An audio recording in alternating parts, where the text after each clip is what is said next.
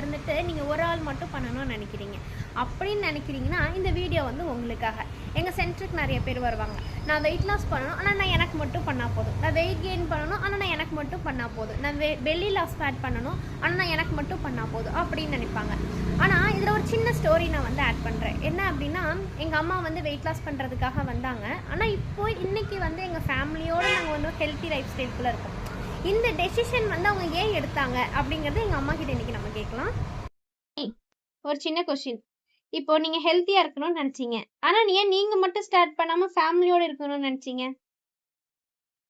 நல்ல கொஸ்டின் தான். இது வந்து என்னன்னா, ஆரோக்கியம் அப்படிங்கிறது வந்து ஒருத்தர் சார்ந்தது கிடையாது. குடும்பத்தோட சேர்ந்தது. சரியா? குடும்பத்தோட ஆரோக்கியமா இருக்கும்போது தான் அந்த இடத்துல ஹாப்பினஸ் வந்து இருக்கும். ஹாப்பினஸ் அப்படின்னு சொல்லும்போது நம்ம ஃபேமிலியை உதாரணமா எடுத்துக்கலாம். நம்ம இதுக்கு முன்னாடி எப்படி இருந்தோம் அப்படின்னா, நான் எக்ஸஸ் வெயிட். நான் இப்போ ஒரு 54 கிலோ குறைச்சிருக்கேன். 54 கிலோ குறைக்கிற பேஸ்ல என் ஹெல்த்ல இருந்த நிறைய இஷ்யூஸ் வந்து ஃபுல்லா ரெக்கவர் ஆகி நான் வந்து நல்லா இருக்கேன் இன்னைக்கு.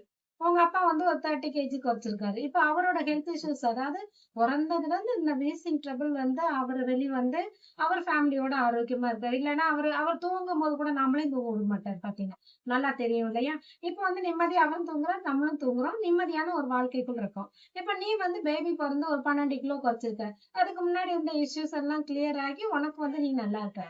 இப்ப இந்த மாதிரி உன் குழந்தையும் ஆரோக்கியமா இருக்கான். இப்போ யாரோ ஒருத்தர் இதுல சஃபர் ஆனோம்னா எப்படி இருக்கும் நம்ம ஃபேமிலி? யோசிச்சு பாரு.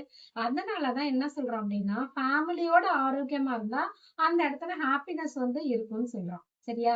இப்ப என்னன்னா, வீட்ல ஒரு ஒரு ஜென்ஸ் வந்து சஃபர் ஆகாங்கன்னு வச்சுக்கேன். அவரோட வருமானம் மொத்தமும் தடைப்பட்டுரும். அவரை பார்த்துக்கக்கூடிய பர்சன் அவங்க வேலையை விட்டுட்டு அவரையும் பார்த்துக்கணும். அப்ப அந்த இடத்துல வந்து ஃபேமிலியோட சந்தோஷம் அடிபட்டுரும். லேடிஸ் இருக்காங்க. அவங்க சஃபர் ஆனாங்கன்னா அவங்க குழந்தைங்களையும் பார்த்துக்க முடியாது, வீட்டுக்காரையும் பார்த்துக்க முடியாது. அவங்க வீட்டுல வந்து ஓல்ட் ஏஜ் பீப்புள் இருக்காங்கன்னா அவங்களையும் பார்த்துக்க முடியாது. அப்ப அந்த இடத்துல ஹாப்பினஸ் வந்து போயிடும். குழந்தைங்களை பத்தி சொல்லவே வேண்டாம். அவங்க சந்தோஷம் இல்லை அப்படின்னா அவங்களோட ஃபியூச்சரும் போய் அவங்களோட ட்ரீம்ஸ் கோல்ஸ் எல்லாம் போய் அவங்களோட படிப்பும் கெட்டு போய் அவங்கள பாக்கறதுல நம்ம நிம்மதியும் கெட்டு போயிடும். இப்ப ஃபேமிலியோட சந்தோஷமா இருக்கணும் அப்படின்னா ஃபேமிலியோட ஆரோக்கியமா இருக்கணும். ட்ரீட்மெண்ட் மட்டும்தான் தனிநபருக்கு. தேங்க்யூ.